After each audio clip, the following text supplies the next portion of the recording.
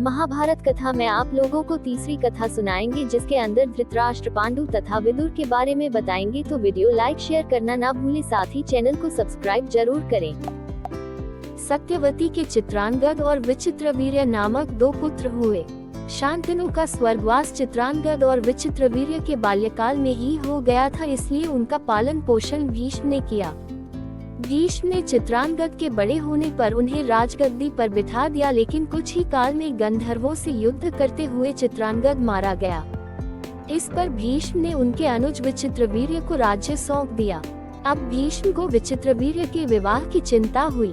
उन्हीं दिनों काशीराज की 3 कन्याओं अंबा, अंबिका और अंबालिका का स्वयंवर होने वाला था।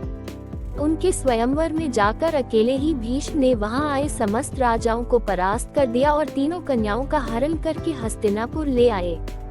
बड़ी कन्या अंबा ने भीष्म को बताया कि वह अपना तन मन राजा शाल्व को अर्पित कर चुकी है। उसकी बात सुनकर भीष्म ने उसे राजा शाल्व के पास भिजवा दिया और अंबिका और अंबालिका का विवाह विचित्रवीर्य के साथ करवा दिया। राजा शाल्व ने अंबा को ग्रहण नहीं किया, अतः वह हस्तिनापुर लौटकर आ गई और भीष्म से बोली, हे आर्य, आप मुझे हर कर लाए हैं, अतः आप मुझसे विवाह करें। किंतु भीष्म ने अपनी प्रतिज्ञा के कारण उसके अनुरोध को स्वीकार नहीं किया। अंबा रुष्ट होकर परशुराम के पास गई और उनसे अपनी व्यथा सुनाकर सहायता मांगी। परशुराम ने अंबा से कहा, हे देवी, आप चिंता न करें, मैं आपका विवाह भीष्म के साथ करवाऊंगा। परशुराम ने भीष्म को बुलावा भेजा, किंतु भीष्म उनके पास नहीं गए। इस पर क्रोधित होकर परशुराम भीष्म के पास पहुंचे और दोनों वीरों में भयानक युद्ध छिड़ गया। दोनों ही अभूतपूर्व योद्धा थे, इसलिए हार जीत का फैसला नहीं हो सका। आखिर देवताओं ने हस्तक्षेप करके इस युद्ध को बंद करवा दिया। अंबा निराश होकर वन में तपस्या करने चली गई। विचित्रवीर्य अपनी दोनों रानियों के साथ भोग विलास में रत हो गए, किंतु दोनों ही रानियों से उनकी कोई संतान नहीं हुई और वे क्षय रोग से पीड़ित होकर मृत्यु को प्राप्त हो गए। अब कुल नाश होने के भय से माता सत्यवती ने एक दिन भीष्म से कहा, पुत्र, इस वंश को नष्ट होने से बचाने के लिए मेरी आज्ञा है कि तुम इन दोनों रानियों से पुत्र उत्पन्न करो। माता की बात सुनकर भीष्म ने कहा, माता, मैं अपनी प्रतिज्ञा किसी भी स्थिति में भंग नहीं कर सकता। ये सुनकर माता सत्यवती को अत्यंत दुख हुआ। अचानक उन्हें अपने पुत्र वेदव्यास का स्मरण हो आया। स्मरण करते ही वेदव्यास वहां उपस्थित हो गए।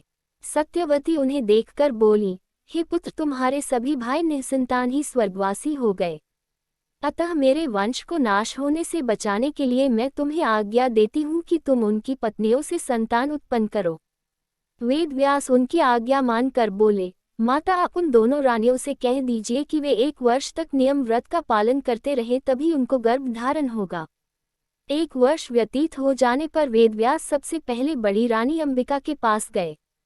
अंबिका ने उनके तेज से डरकर अपने नेत्र बंद कर लिए। वेदव्यास लौटकर माता से बोले, माता, अंबिका का बड़ा तेजस्वी पुत्र होगा, किंतु नेत्र बंद करने के दोष के कारण वह अंधा होगा।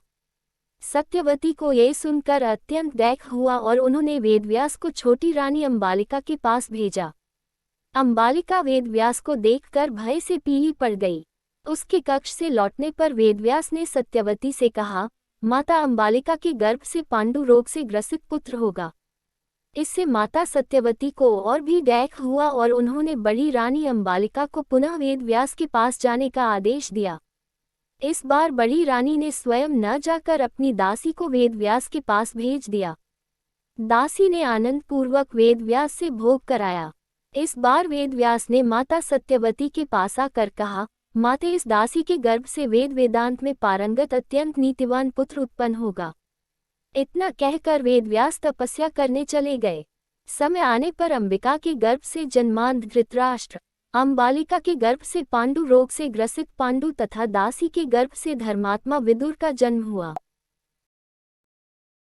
तो दोस्तों, कैसा लगा आपको हमारा वीडियो? आशा करते हैं सभी को पसंद आया होगा। अगर पसंद आया तो हमारे वीडियो को लाइक करें, शेयर करें, साथ ही चैनल को सब्सक्राइब जरूर करें।